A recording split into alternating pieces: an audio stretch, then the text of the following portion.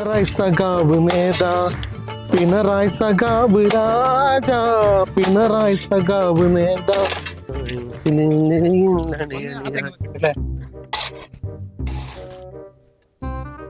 എന്താ മക്കളെ ഒട്ടിക്കണേ? യൂത്ത് ലീഗിന്റെ മഹാറാലി നടക്കുന്നുണ്ട് ഞായറാഴ്ച കടപ്പുറത്ത്.